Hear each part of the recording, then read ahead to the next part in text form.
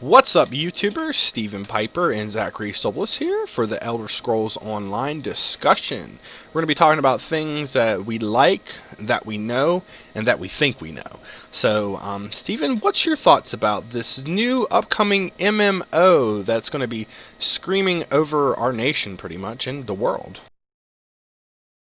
My personal thoughts is that they've ruined everything that was good about it.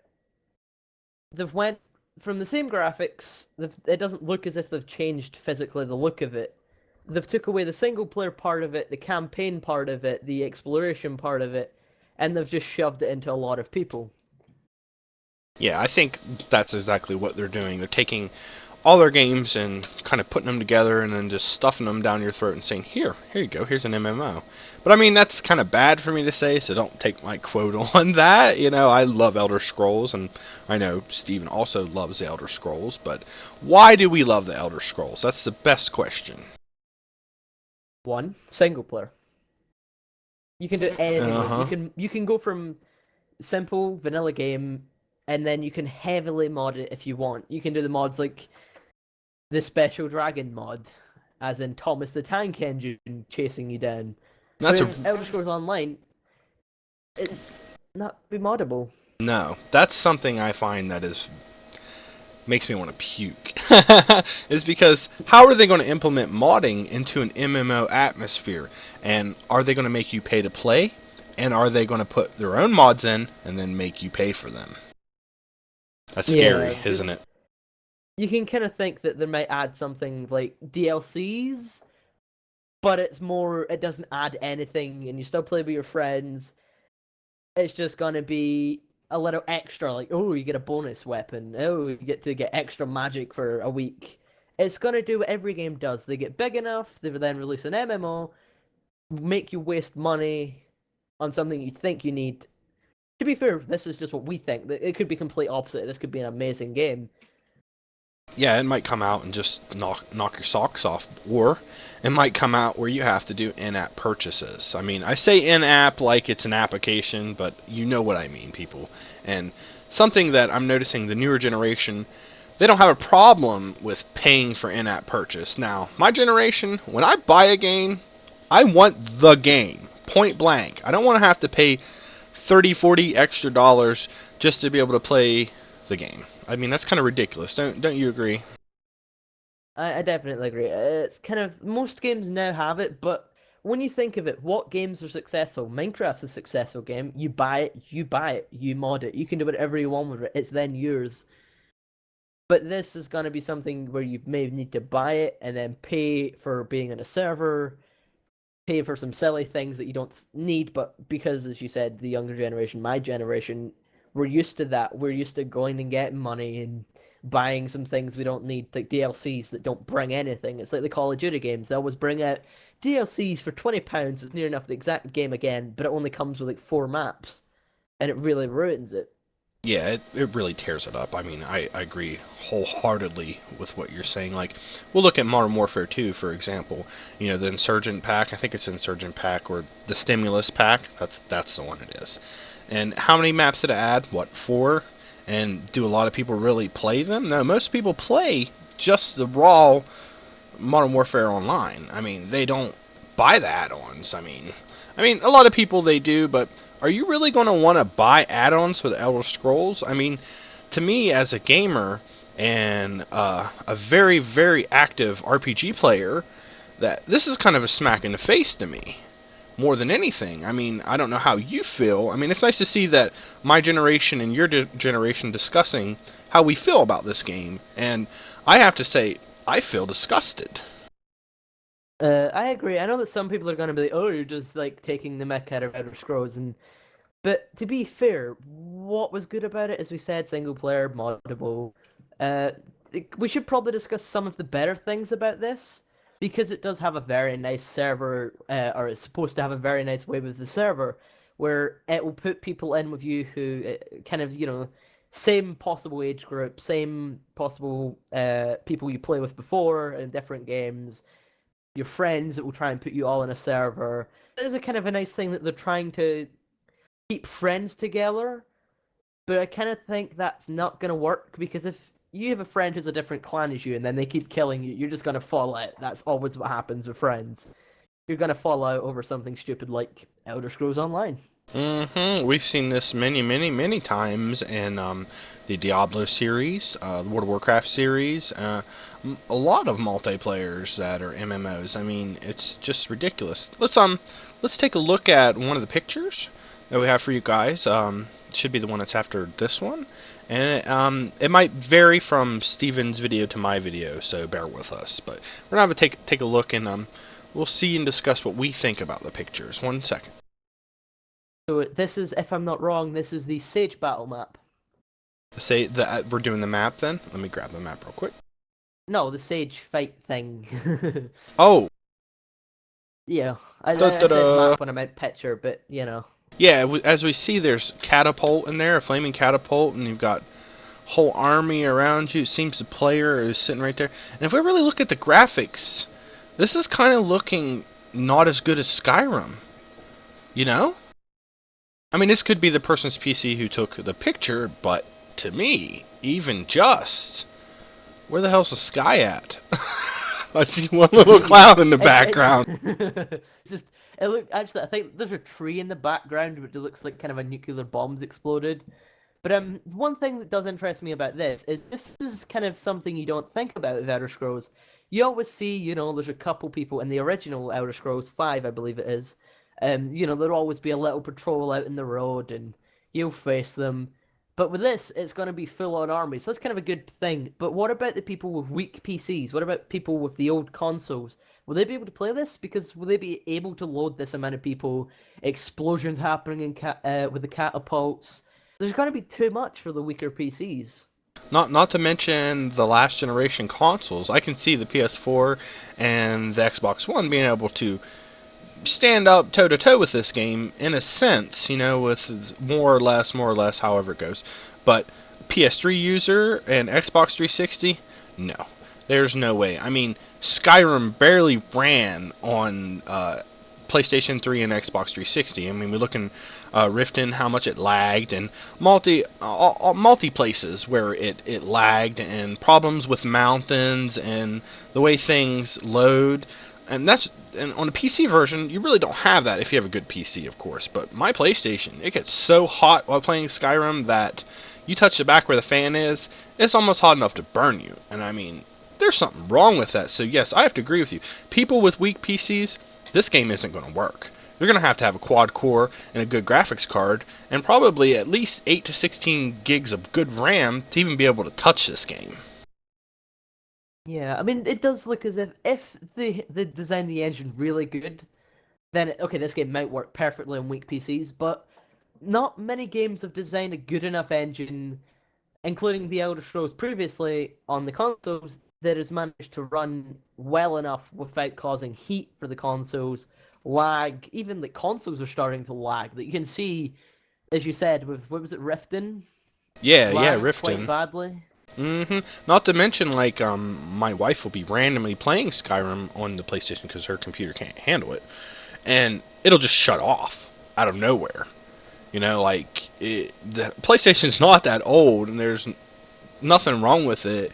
I can play other games, but that one in particular just like, makes it go duty on itself. It's kind of scary. Yeah, it's weird to think because like, you think of a console game, you think of a game that's been designed for the console. It's been remade from the PC to work perfectly in the consoles at set graphics to not lag. But it appears that some games shouldn't be on consoles, and if they are meant to be in consoles, they need a new engine. I feel like they should update the old Elder Scrolls engine so that maybe you could have small multiplayer. Also, another thing, like this kind of goes a bit off topic, and more of what I would kind of like to see. I would kind of like to see little private servers where you have AI attacking you and you can go around with your friends. If you're like a YouTuber like me or you, we can sit us two and Fizzy and, you know, all of that. We can sit and record without being killed over and over again by a hacker because if this is console on PC, obviously someone's gonna break in at some point. Yeah, I mean that's going to be a given.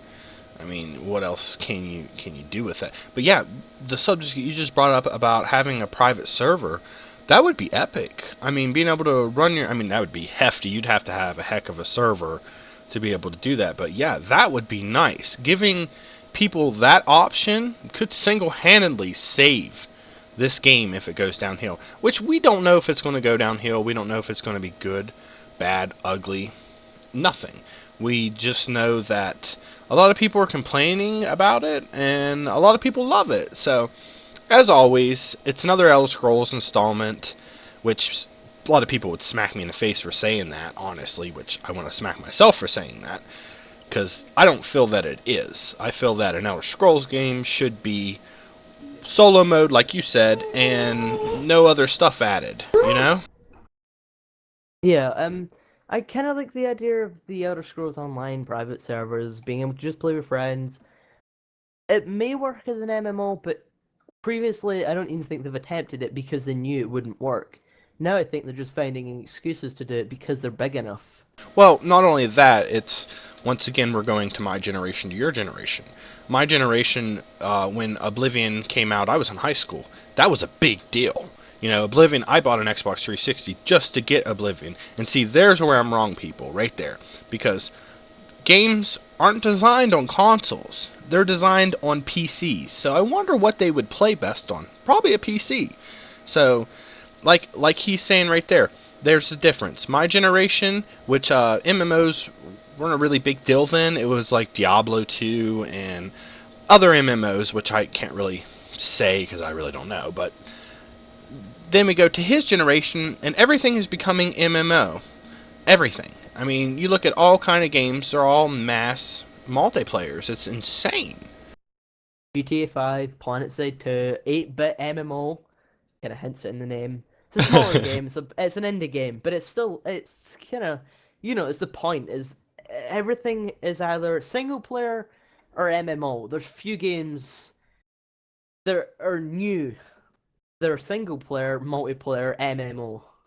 Yeah, it's just becoming a trend, it seems. And as always, game companies move with them trends and try to adapt and change. And this is something we're seeing happening with Bethesda itself. So, is it scary?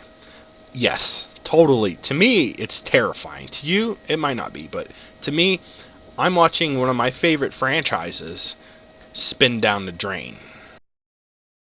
Possibly.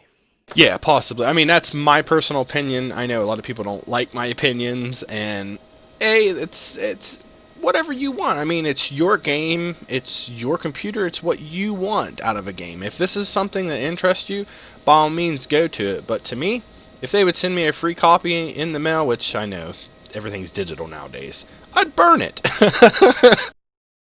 I would probably try and play it and then realize that it's killed my computer and probably set it up in flames.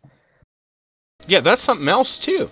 If they bring this onto the PS3 platform and to the Xbox 360 platform, is it going to cause your console to die? I mean, is it going to kill your processor or the paste on your processor and possibly cause harm because it's just too much to deal with? And as you see, when you play an online game, people make you lag. The more people there are, the more lag's going to come, and that's just a given with an MMO.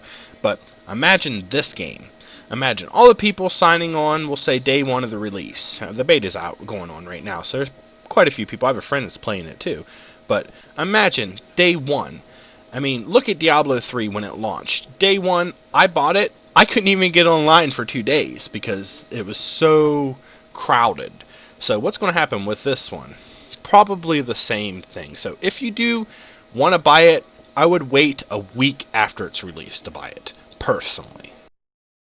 Yeah, because by then, if it's good, by a week, everyone that's on YouTube's going to record it first day. As soon as it comes out, if they can get on it, they're going to record it straight away. It's obvious. And then, kind of, that's a good thing that I think will happen, because if it does come out for PC, people are going to record it, and then if it's good, they're going to give their honest opinions. My only hope is that they don't do the same thing that Machinima did recently. I can't remember what it was. I think it was about the Xbox One, and they told their partners, don't say anything bad about Microsoft as the new consoles, and we'll give you a bonus. I hope they don't take the same route, because that was a big mistake for Machinima, and it was on Machinima's half. It was proven to be in Machinima's half. I Um, mean, look how that makes him look right there. That in itself is that's disgusting. You know. it's weird to think that a company that they don't need like Microsoft, they have enough. They have Windows 7, Windows 8, Windows XP. The Uh, Halo, Xbox. I mean, Halo's the biggest deal when it comes to Microsoft itself. I mean, I know it's Bungie who designs the game, but you have to have a Microsoft product to even play Halo. yeah, is this specially designed that if you don't have it, it's just gonna blow up in your face? Just like SOCOM is specially designed only for Sony. You know, I mean, it's the same. It's the same thing. Each generation, we'll even talk about the N word, which everybody thinks that's a bad word, but we don't like saying this word because they get really mad over us saying it. So we'll say Sentendo. That's what we'll say. We'll look at that, and everybody thought I was going to say a bad word, didn't they? Yeah, dirty minds. So did Get your I. minds out of the gutter. Yeah, see? But we look at that company, and what draws people in is their main titles, like Mario, Zelda. Zelda's the only reason I bought a Wii. You know, that's the only reason was Twilight Princess. Just like the only reason I bought a PlayStation, once again, brainwashing us, sucking us into buying their consoles, is SOCOM. You know, and Oblivion for Xbox. There's the only reason. Then I finally grew up and got a PC. So that just it terrifies me to think, why can't they bring these games to multi-platform? I mean, we see all kind of games getting big on multi-platform. One of which being the Elder Scrolls. You can get it for PlayStation, you can get it for Xbox, you can get it for PC. That right there, that is good campaigning because they're making money off of every single thing that can play it. You know, so is this going to be a good game? I think that it's going to have great qualities. I think that there's going to be a lot of bugs, a lot of issues. But I think all in all, if you like the MMO thing, you're going to love this game. I mean, that's point blank. Especially if you're a hardcore Elder Scrolls fan, you're probably going to love this game too, just because it's an Elder Scrolls game. Now, me, you know my opinion. Right, I don't want to keep blabbering on about what we think, but I guess if we go to WoW Water Difference picture, we can kind of, on the picture itself, you can kind of see that the quality, maybe as you said earlier, it's just the PC, it's not finished yet, it's on beta, but if this is what the graphics are like, they don't seem to have made much a difference compared to the older game. If we look at the map, they've shoved, as I believe you said, they've shoved everything together to make one map. But I, what's the difference? I, What's I, the I don't even like. Look at the sword. I don't even like that. Where's the shine on the sword? You know. It looks as if they've literally went and paint and just colored one side of it in lighter and then just shaded the other side. Why to me does this feel like I'm looking at Fable 3? I know, what an insult, but why? Because it does. Yeah, it looks more like you're talking about old Total War series like Rome 1. It had really bad graphics that lagged like crazy, but it was a good game. So will this stand up against an older game, or will this stand up against, the newer Skyrim? Not new anymore, but it was new. The latest Skyrim that's live, public, all of that. Yeah, I mean, I'm sitting here and I'm looking at this and I'm just thinking to myself that the only thing that they're going to have going for them is the MMO quality. That's it. You know, being able to go on and kill your friends, PvP, however they work it out. I mean, I don't really see any different races that we're looking at because we have a text document here of some information about it. I mean, we see the High Elf, the Wood Elf, the Khajiit. We all know them. Let me see here. Let me scroll down. I see the Nord, Dark Elf, Argonian, same thing as Skyrim. The Breton, the Red Guard, and Orc. I don't see any different characters. So, what are you doing, Bethesda? At least pop one new one in there. I mean, that might really make people mad, though. So, I kind of see, but I really wish we'd have a new character to play with. Don't you? Yeah, I kind of enjoy playing as, the archer class. I would like to play as more of a assassin class. The problem is someone that's a good assassin, but in multiplayer, you can imagine having a class just set as assassins. Can you imagine how powerful they would be in an MMO? Most definitely, they would be really powerful, just like a rogue. I mean, that's going to look at D&D. Rogue is a badass character, you know. And I'm not meaning D&D like the game. I mean D&D, the old board game. That's what I mean, like where it was a big deal to be a cleric and a big deal to be, you know, it's just insane. I mean, I can see that they're kind of doing the same thing and they're just smashing all together, like Steven said. But is it going to go wrong? I mean, I don't really know. I mean, neither does he. But it's seeming to be that they're pulling this tight knit, all of everything together. Together, if that makes any sense. I know I sound like a blabbering idiot, but I'm just kind of like beside myself about this, and I know Steven is too. So let's look a little bit about the story, if you want to, Steven. If you want to talk about the alliances. The alliances. So we're gonna start with which one will we start with? I think we'll start with the Ebba and Heart pact. I know it's kind of a random place to start, but it talks about the main characters of the first, not the first game, just the normal Elder Scrolls, because that was one I've personally played, and I've played as the Nords and Dark Elves. So the leader is Joran, the Sklad King. I think that's how it's pronounced. I think so. Uh, he pretty much has, if we were to look at the map, I believe they have the eastern side of Skyrim. Yeah, let's pop to the map real quick. Yep, eastern side, pretty sure. Yep. Yeah, the eastern side. So you can see they're red in the map, so they probably own more than what it shows currently. I believe what this map, when it came out, didn't have everything colored on. It did show you what the names were, but we didn't get the names because those are kind of pointless. Yeah, I mean, we can see that's the Morrowind area right there. That's all Morrowind map right there, and then the big blotch right there, the islands too. That was Game of the Year edition add-on, I think. I'm pretty sure.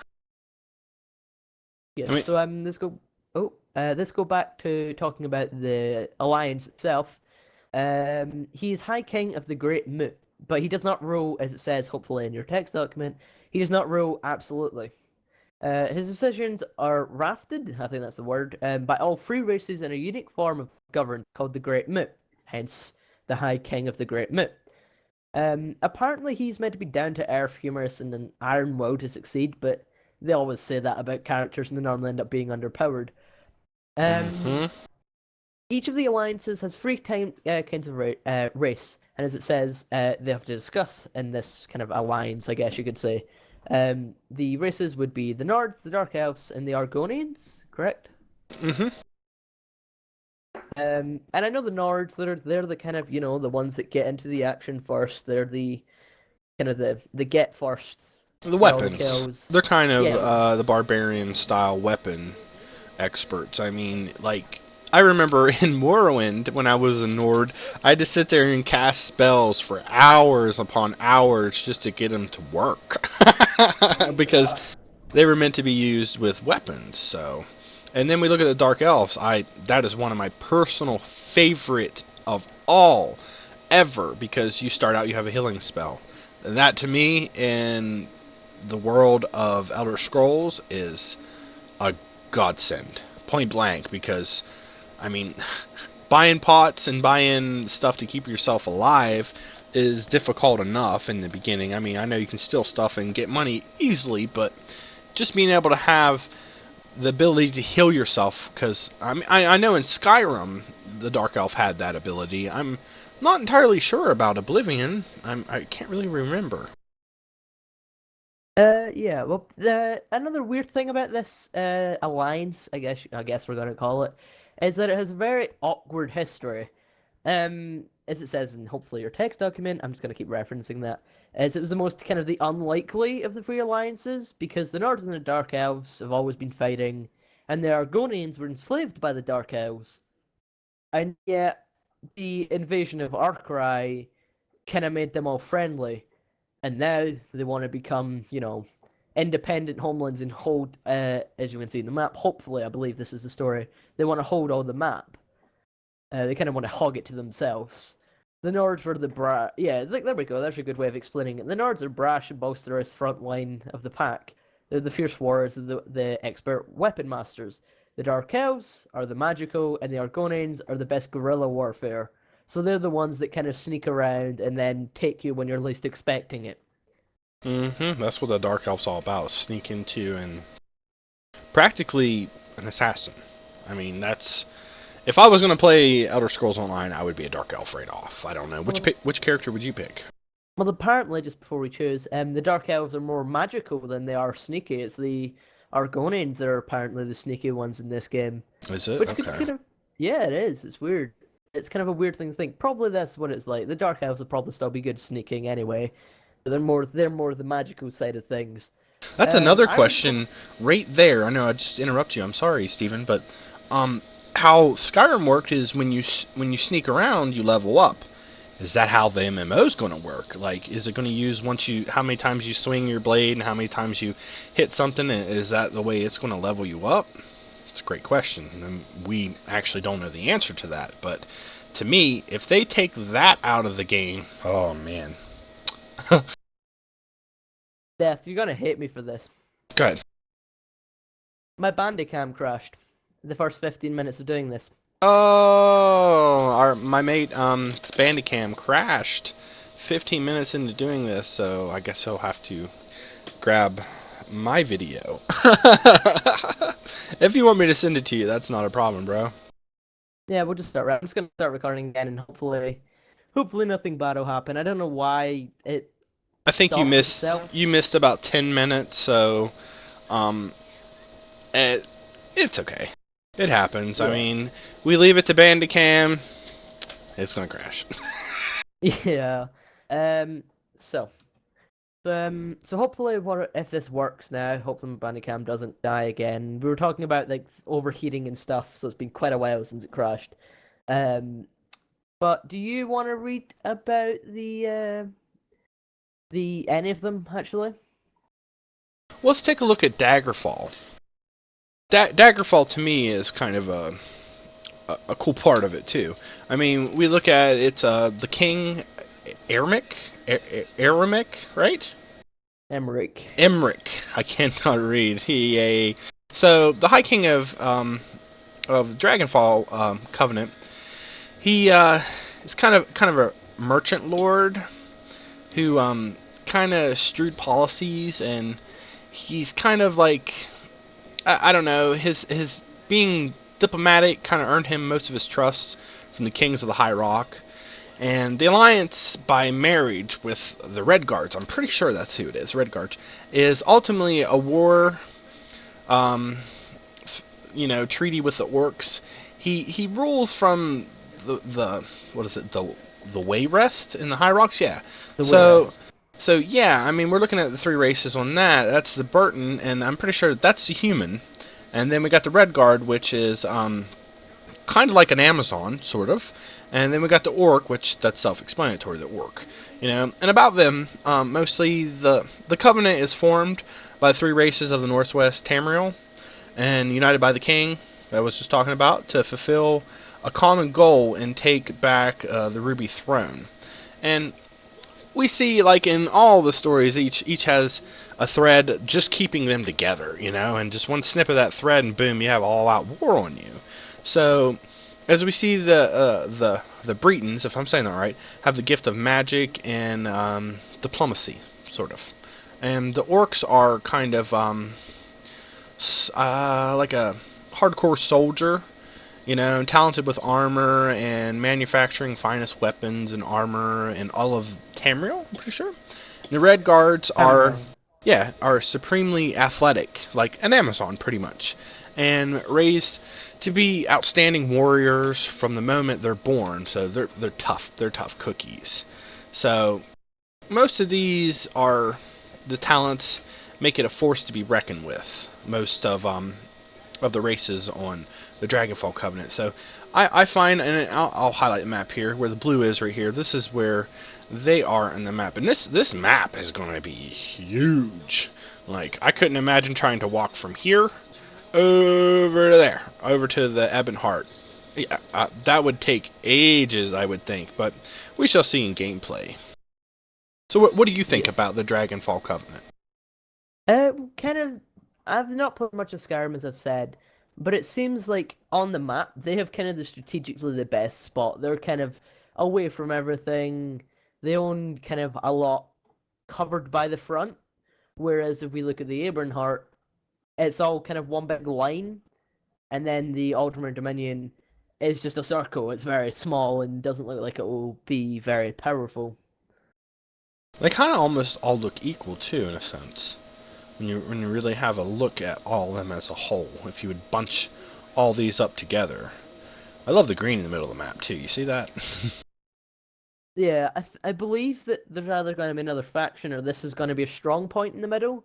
I feel like this is just my guess.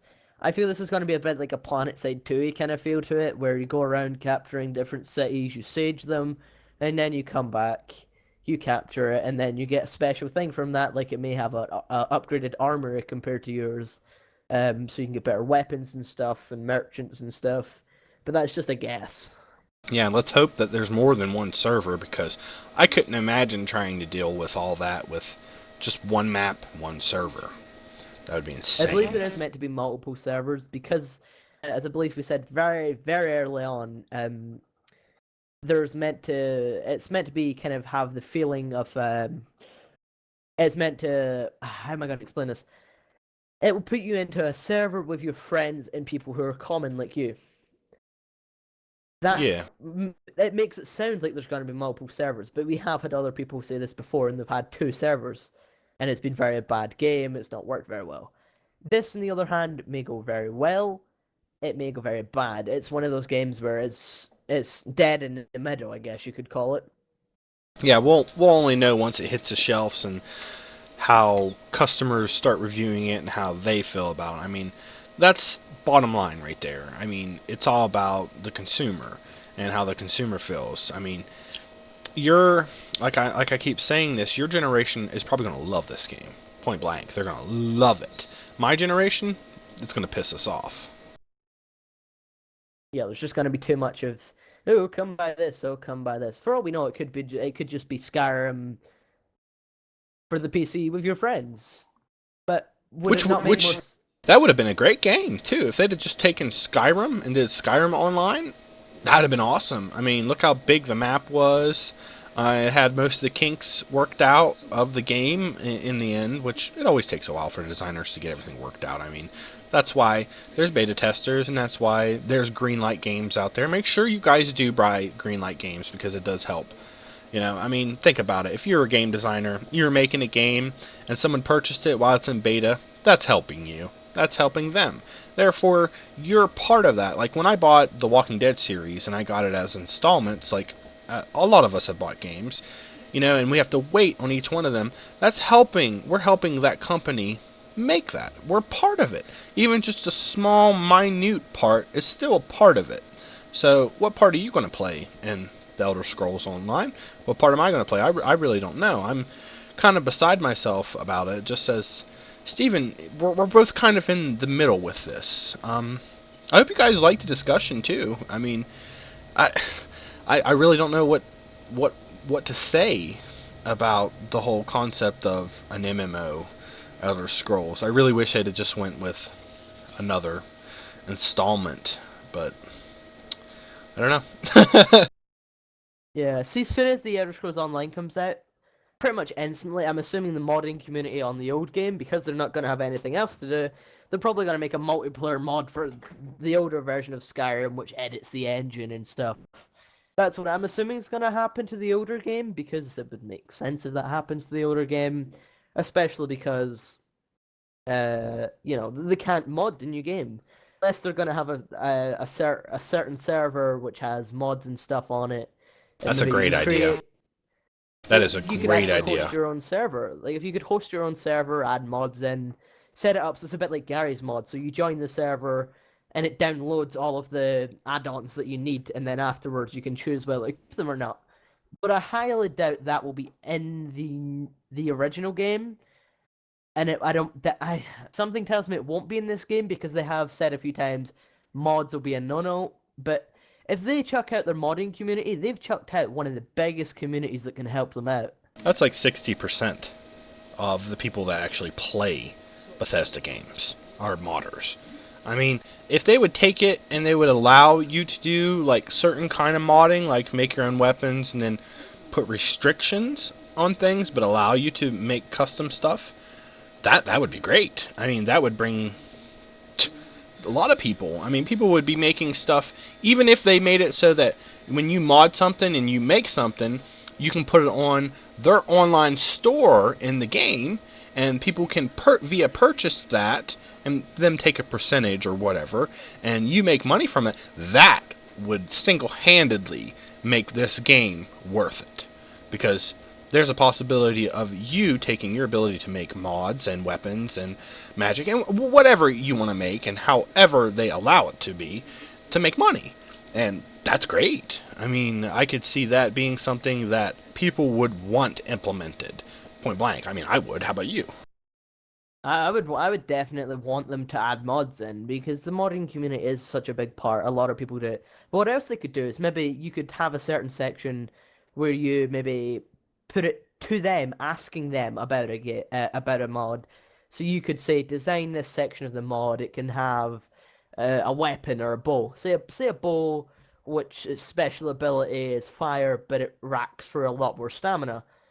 If they don't think it's an equal enough mod, they can say, can we change this mod slightly? You still get all the credits for it, but it'll be slightly less powerful or more powerful depending on the way the skills would work. So it would kind of implement modders and the developers together, shoving them even closer, possibly even making an even better game. Yeah, I mean, you look at it from the standpoint of a modder's point of view, and you look at it from a game designer's point of view. The game designer makes a game, makes some add-ons, but you know what's funny? Is they take some of the mods that people make and put it in their add-ons. So, you know, those modders are people that have helped make the game, like Skyrim, what it is. I mean, we look at, what, Dragonborn mod? There's some, the add-on, there's some mods in the Dragonborn that were actually mods, I'm pretty sure, and a few other of the add-ons that have mods in them that were made by people that don't work for Bethesda or the game corporation that has anything to do with Skyrim or Elder Scrolls, you know?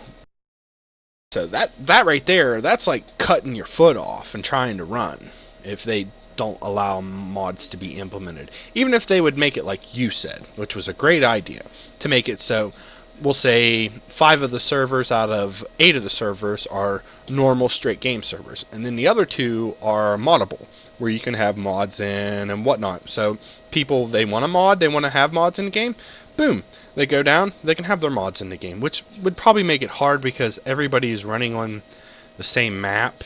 So I don't really know how they would implement the plugins, because that would be kind of awkward, don't you think so?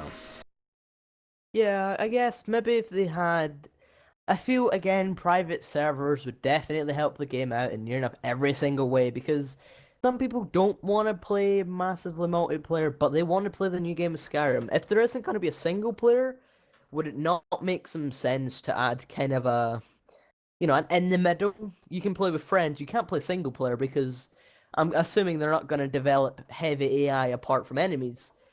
But can you imagine if they designed an entire AI army? So maybe even like a fourth alliance, kind of maybe in the center, and that's where everyone's trying to go first because it's AI, obviously. And that AI, you could do. Can you imagine this? Actually, this is another idea. It just came in my head, no reason. Can you imagine if they had an entire diplomacy section? So a certain person from a certain faction or alliance can be voted as a diplomat, and then they can talk. So you can imagine the Ebonheart and the Daggerfall kind of having diplomacy with each other, and can you imagine them just becoming friends for like say a day or so, like a day in game, an hour in game, something like that? That would add an entire section to the Elder Scrolls game. You could even do a part of their breakup, too, of how they literally go at war after that, too. Or they stay together and they go at war to take out other places. But yeah, that is the very good point right there. Crazy enough, right? Yeah, it's weird to think how kind of ideas, most of them I'm gonna assume are gonna be in the game itself. A lot of things we're talking about will be in the game or will be similar in the game.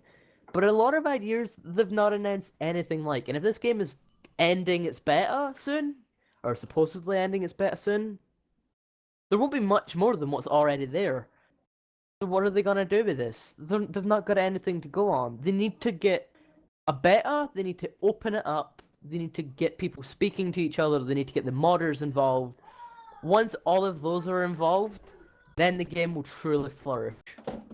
Oh yeah, it'll be like we're talking like on the verge of WoW, like that kind of. We're talking 10 million to 15 million players all up on this stuff, and if they have to implement where it's pay by month, people are going to pay that if you allow mods and other things. I mean, I don't understand how it's going to work when, like, let's say I have a mod on me and it's my sword and it's a different kind of sword.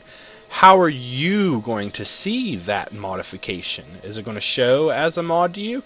A way to do that would be once someone comes up to you, like other MMOs, their whole inventory actually loads. That's what lags, makes people lag, because it's loading everything that they have on their inventory, everything they have on their body. I mean, is that how they're going to do that? Because then doing a mod would just be a script that where when someone comes around you, it shows that mod, and it like temporarily downloads it or however. But this discussion has went to different lengths and different things, and yes, sorry for the background noise on Steven's end. That happens. He's probably like gritting his teeth right now, but I have to say that I'm kind of impressed on the things that we have discussed about, like, the mods. That's a big deal. I mean, that's really going to affect the gaming community when it comes to buying this game or paying to play this game, because we don't know if it's going to be pay to play or if it's going to be you purchase it once, it's free to play. Who really knows? I mean, we'll know once it comes out, and we don't even know release date yet, do we?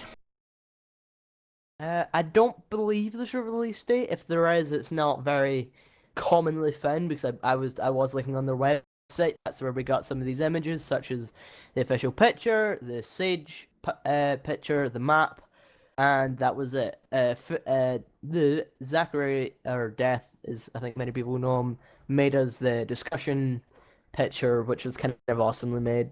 But we need to think, right? If they are gonna make it a pay by monthly, what is it gonna be?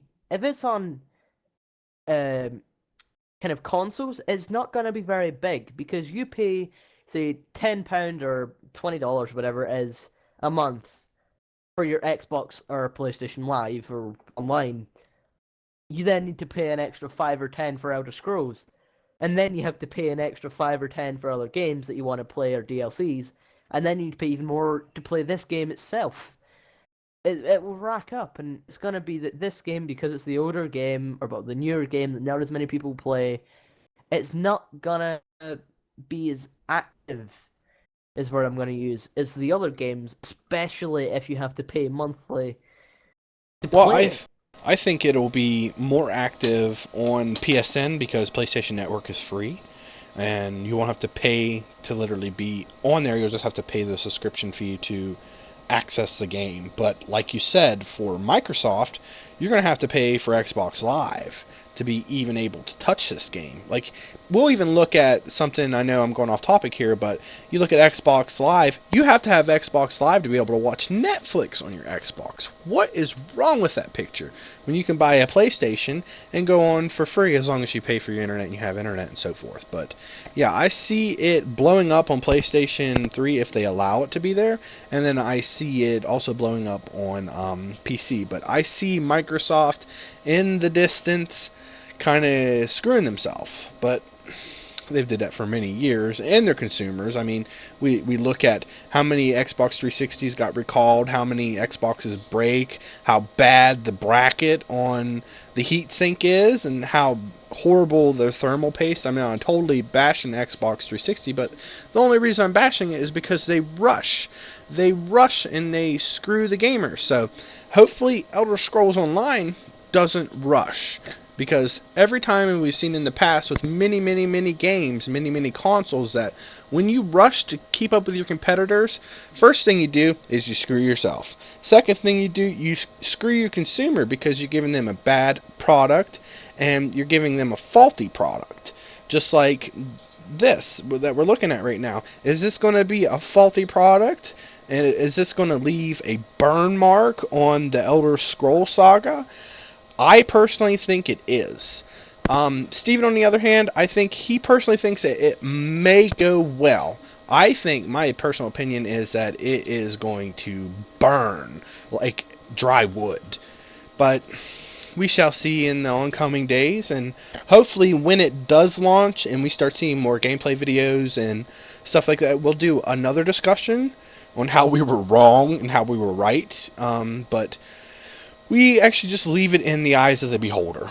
We'll say that. If you want it, get it. If you don't want it and you feel like you're getting ripped off, don't get it. Buy Skyrim. It's a better deal. I mean, it's a better game to me, but I haven't played this one yet. And Steven, have you played a lot of Skyrim?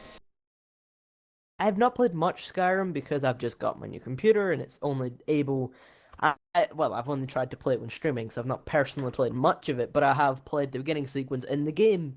It looks gorgeous, but I can't imagine it looking as good as that on a massively multiplayer game unless their engine gets a massive revamp, and if the console engine gets a massive revamp, it won't work. Well, even if it's running good on their end, how's it going to run on our end? Because you've got, like you said, well, and I said too, you got players lagging you because of all their stuff in their inventory. You've got mods that could potentially lag you too. You have the ping from the server itself, and then you're trying to upload all of them high definition textures and everything everyone's doing.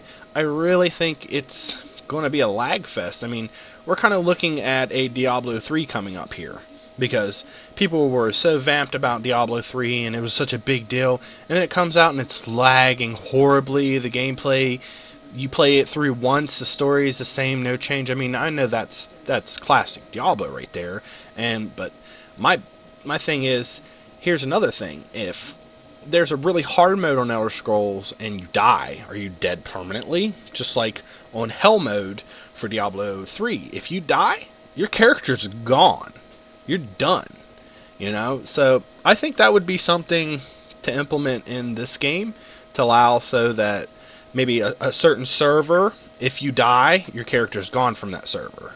Or whatever. I mean, that could be difficult to add in too, but are we done with our discussion, Steven? Have we hit all key points, you think? I believe we have, but one thing I want to talk about is if we go to the Sage picture that I believe, hopefully you still have, you haven't deleted in the recording, it looks like they've done up the shaders, and that's going to be an issue for many graphics cards, including my own. My graphics card, most AMD graphic cards, don't handle shadows and fog very well. If you look at this game, you have shadow and fogs mixing together. You have trees loading in miles away. Yes, it's not the best quality for the ones that are distance away, but that still means it has to be loading them. You can see if you look beside the person to the right and the left of the main catapult, you can see that they have a slight glow on their weapons. I don't know if that's going to be a bonus weapon or a special weapon, or if it is literally just their armor shining because of the ball of fire. But if that is so, you can see shadows behind every one of them. Every single one. Engine? That's definitely going to cause lagging issues right there. I mean, we'll even look at the character, which seems to be a character in game. See the sheen on their backside there, and the shine that's on their one shoulder, and you can see just a shine on the blade too. I mean, this isn't really a great picture to look at, but as he said right there, AMD has a lot of problems dealing with, like, we'll look at this tree right here. You see how foggy this tree is? It looks like a nuclear bomb, like Steven said earlier.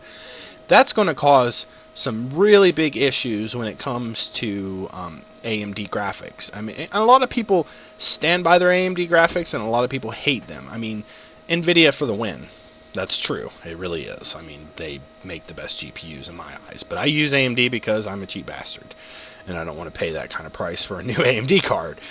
Or a new NVIDIA card either. So, But yeah, I mean, I have some issues. I run a 6700 HD Radeon, and I mean, I play Skyrim on ultra settings, and it's not a problem. But I literally have to turn down the fog and like the aniscopic filter and the blur effect, or my computer's like, I'm gonna die on you. Yeah, mine's the same, but as I said, I've not managed to get to play it much personally. It is kind of a bit of an awkward thing to play. If you think of this, if you have if you can't play the original Skyrim game, even if you can, but you can barely, you're not gonna be able to play this at all because this is an MMO. There's going to be extra lag issues, and if this is meant to be one of like if this is to add on everything into one big game, you're going to have pretty much the equivalent of four or five maps at the same time loading at once because it needs to load at once. It needs to have the entire world loaded at once. Because if it doesn't, something's gonna glitch. Someone's gonna disappear and kill you, and you're gonna rage. It's it's Well, gonna be for the high-end gamers. That's it. yes, yeah, you're gonna have a great PC to even be able to touch this game. I mean, and that's just it. We look at people that play Skyrim and go in and modify it for the no arguments, for the actual big modders that know what I'm talking about, or gamers that know what I'm talking about. It allows so that the entire map loads and stays loaded. So, are they going to make that happen? Because if they make it where it's no arguments, this game is not going to be good. It's not going to play for. It might play for about 20% of the gamers that are out there on PC, and it sure is not going to play on consoles. There's no way. It probably won't even be able to be played on the PS4 or the Xbox One. No doubt in my mind. Yeah, the new consoles. It's weird hype about the new consoles, but if this game does come out, it's gonna suck. I mean, it's going to be It's great not. gameplay. It's going to give everybody that is an Elder Scroll fan that much needed online gameplay about Elder Scrolls. But all in all, is it really going to give you what you want and what you need and what you expect from an Elder Scroll game? No, absolutely not. That's my opinion, though. You know, everybody's entitled to their own. But I really think that this is a very, very bad move by Bethesda. Very bad. Like, I'm talking to the amount of I don't even know how to explain it. You know, like another company that did the same thing. I know there's one too, and I just cannot place it, and they went down the drain because of it. But I can't place it, so I'm babbling here. Yeah, well, there's many companies that have screwed up. If they get the advertising right, this could be perfect. But one thing I want them to do is advertise it properly. Don't do what all these other games are doing. They make the game look better in the advertising than it actually is. Because then what you're doing is you're losing trust. And going from a single player series to a multiplayer series, that damages trust quite a lot.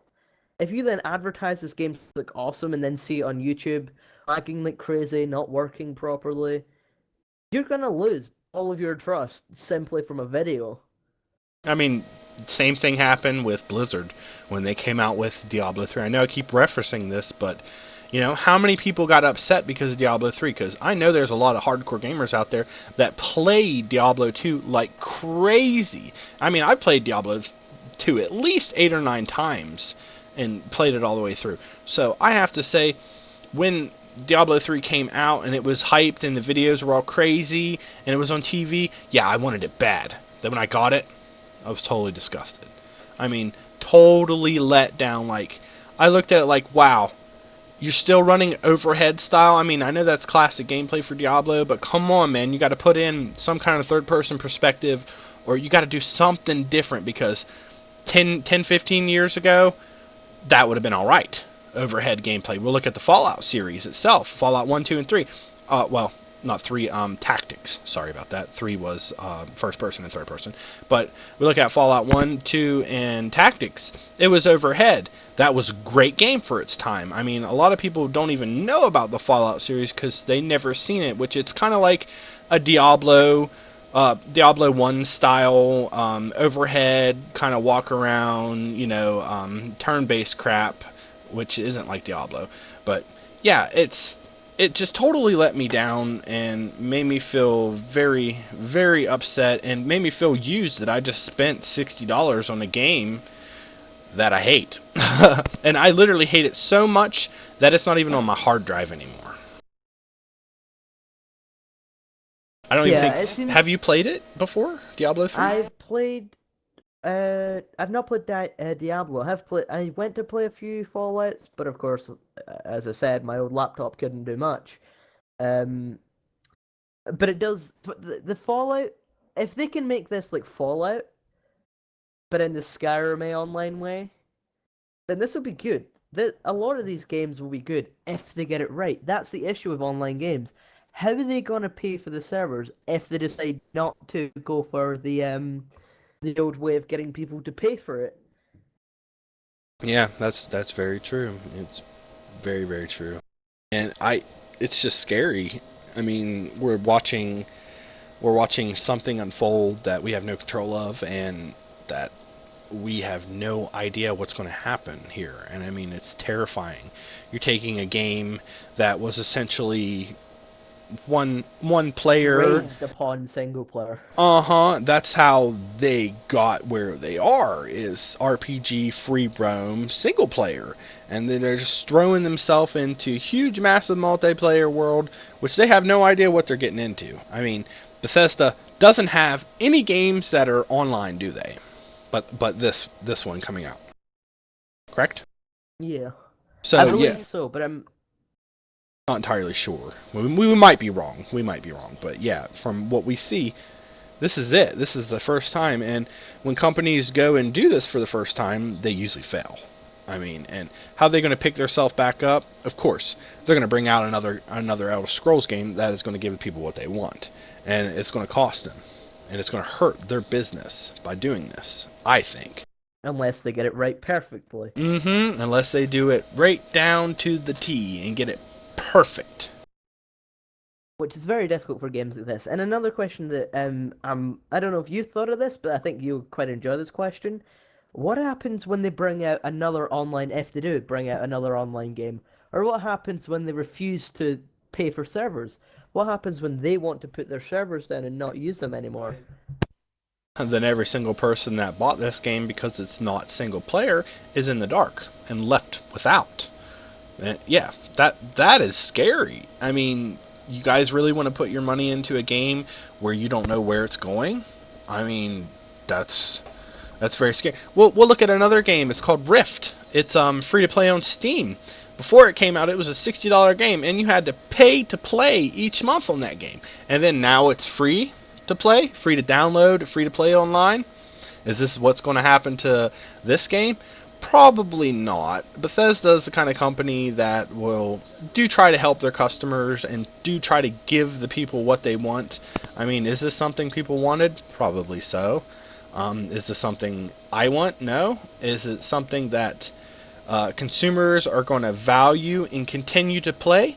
Most likely. Most likely this is going to be a game that is going to have an awesome replay value because everything is going to be different. Everything is going to be new. I hope that they make quests so that it is different each time you do it. You know, it's not repetitive crap. So that when you go to do a quest and then someone else does that same quest, we'll say 3 days later, the whole quest is different. That would make the game a lot funner. But there's another game out there that's like that is in still beta. It's sort of beta, which is called State of Decay. It does the same thing. And I found myself getting, within like 10 hours of playing it, bored from doing the same thing over and over again. If they would just take a little bit of time to switch each one of them up, wouldn't be like that. But yeah, we've talked about an hour about this game. I'm thoroughly surprised that we've had this much of a discussion about a game that isn't even out yet. But is this about it for us, Steven? Let's see. There's just one more thing that I can think about talking about the servers when they don't pay them. A game that references that quite a lot is SimCity 4. Um, it was single player and multiplayer, but multiplayer was a big part for some people. And then they brought out the new SimCity. They started development on it, and they closed their servers down.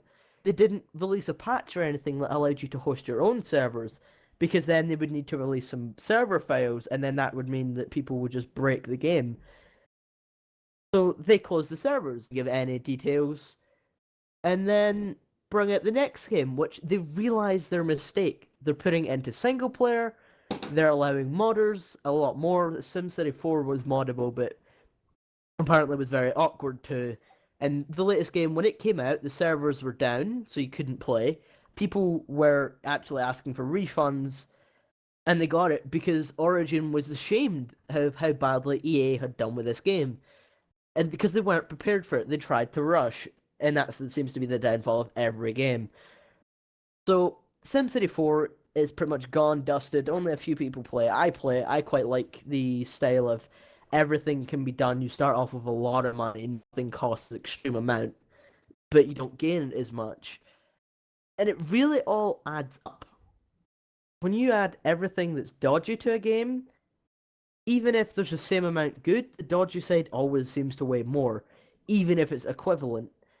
Because you notice the bad things about a game a lot more. If we talk about the Skyrim game currently it's out, issues with it. The lag is definitely a big part. The fact single player, it crashes a lot. If you don't have a good computer, you can't play in high graphics. But you don't notice the fact that it's a really good looking game. The quests are awesome. There's so much to do. It's always exploring everywhere. Even though those are four things on each side, I believe. Hopefully, I didn't screw up my counting. You notice the bad things a lot more because our brains are just like that. They just want to see the bad things a lot more than we want to see the good things. Well, one of the worst things I notice in any game that's made is attention to detail. And the kind of attention to detail that I'm talking about is you're rolling through Skyrim and you look at some water and it's not running the right direction. That's attention to detail. Them are the kind of things that can make and break a game. I mean, something as small as the way the water's running. I mean, attention to detail. And if they show an immense attention to detail in this game, it could potentially be profitable. I mean, they could potentially make a lot of money and bring in a lot of revenue because of it. Definitely. My only worry about this is if the servers go down, if the detail isn't high enough, if it lags like crazy, if it kills your Xboxes, it could cause harm to people if they're using the old consoles if they enable it for it. Because for all we know, this game, if you look at the pictures, it looks as if it's very graphically detailed, but it's just Skyrim again, to a much larger scale. And if the old consoles could barely play Skyrim, even some of the new consoles I've heard have had issues playing Skyrim. Can you imagine how bad this new game's gonna run in the old and new consoles?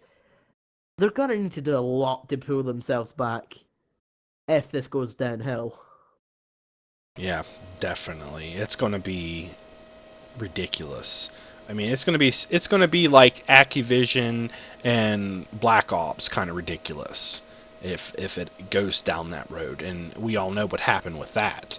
You know, they went downhill and did some things to some people that worked for them, and took them a year to get back up. Even though they were a huge corporation and they had tons of money in the bank, and they acted like it didn't affect them, it did. You know, and that being said, we still have the same game designer, the same corporation, Bethesda, making the Elder Scroll game, which is the biggest deal to me. I mean, we love their games. We love everything that they've ever done, which we totally promoting for Bethesda because they're an awesome game company. And we look at Skyrim, and the amount of gameplay and hours of gameplay that is in that game is insane. I've heard of people beating the game, like the main quest, within like 20 some hours or something like that. But what's the point in doing that? When you buy a free roam RPG game, you're buying a free roam RPG game. Point blank. You're buying it so that you can go do what you want, where you want, how you want, who you want. You know, that's the point of that game. Without that concept, where is the game in it? There isn't one. And is that going to be implemented in the online game, or is it just going to be some crap redo of Skyrim in a WoW fashion? Yeah, like we seen the picture earlier. Wow, look at the difference. Yeah, I didn't realize how perfectly we picked that picture. But Mm-hmm. if this is just a copy of Skyrim, people that buy it are gonna wish that they just released. Like, I would rather play normal Skyrim, Skyrim 4, and then release an official, maybe even if it counts as a separate game in Steam. Or you can have it combined with your original one, you can upload your character. But uploading the character needs to be validated because, of course, you could glitch your game, you could add mods in which makes your character invincible. Once all that's checked out, you can then use your old characters. Which, of course, I know would probably cause a few issues because in this game they're going to change some stuff. But can you imagine them releasing more of a massive overhaul of the game, whilst then being able to still play the mini side of Skyrim, and then being able to play the masses of multiplayer? Now, I think That would make that would be a great idea, actually, making it so that you're just purchasing, we'll say, a $50 add-on to Skyrim, so that it goes online. You know what I'm saying? Rather than purchasing a whole new game. I mean, that's a lot saying that, but we look at other games which did that. Was what was it? The Dot Hack series for PlayStation 2.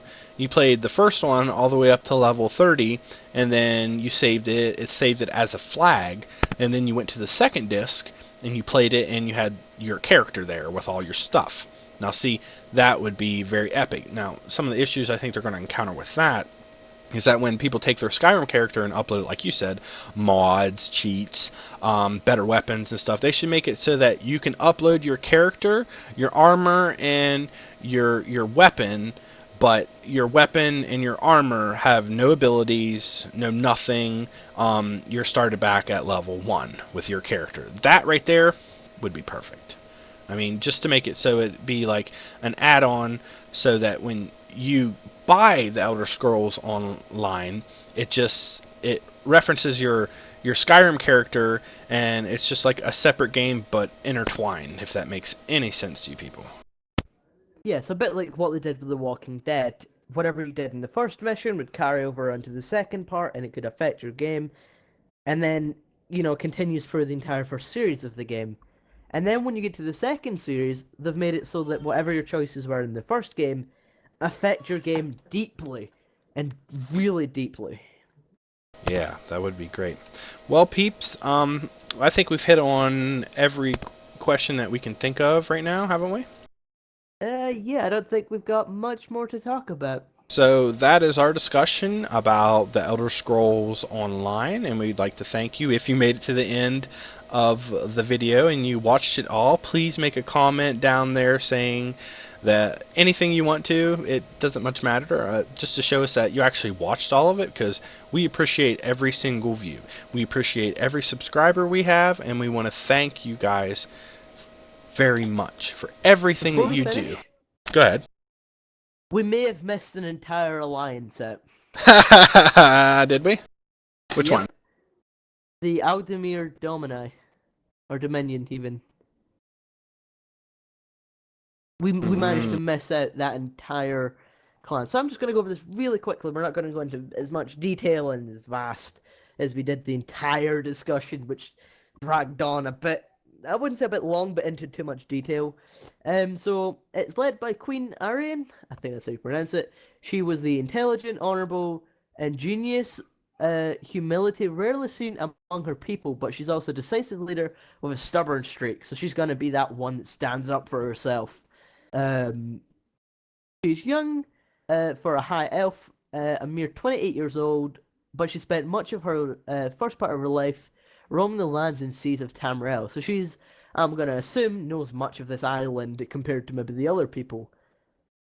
Yeah, she seems to be a person that likes to seek adventure and kind of educated, and uh, sh- what else is she returned to Somerset following the death of her father to accept her position as the heir to the throne. And yeah, we did completely miss this too. I know, smack, both of us.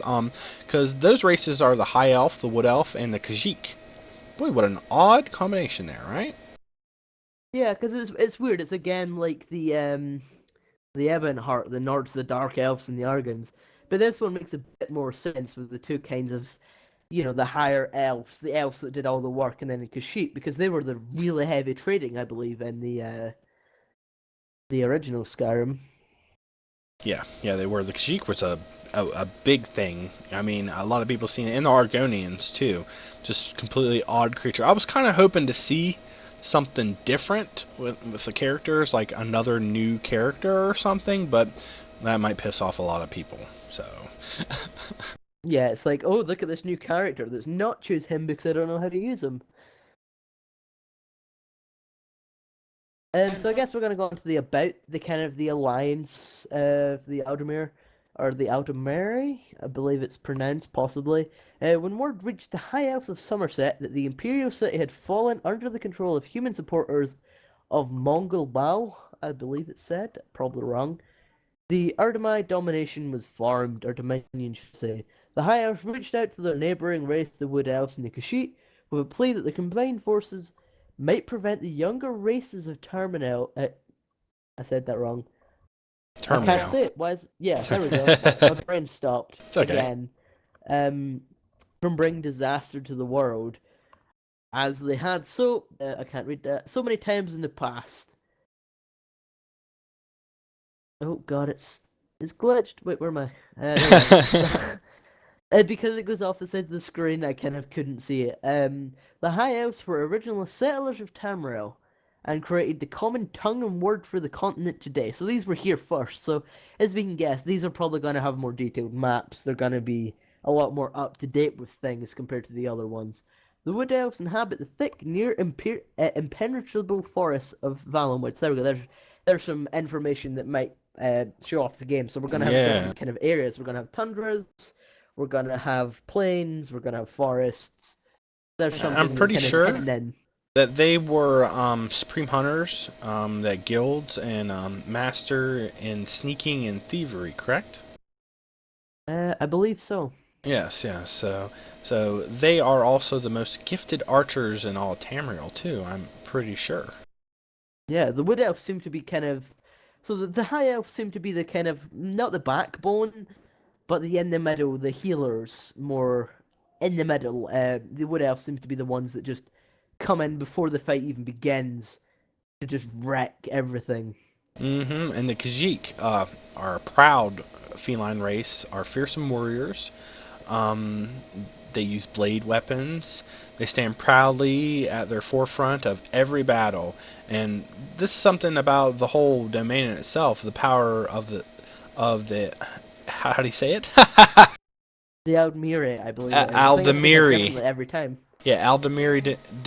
I can't even say it. Oh my gosh. I don't even know. Whatever. But it is not something you want to mess with. You know, their power should never be underestimated. So, because of course it's High Elf, Wood Elf, and Khajiit. Do you really want a couple thousand archers shooting at you? Probably not. Yeah, especially because if you think of it, right, the Khajiit, they're kind of cats. They're lions. They come from that kind of family. Who are really the front. They're the most ferocious. They're gonna just take you down instantly.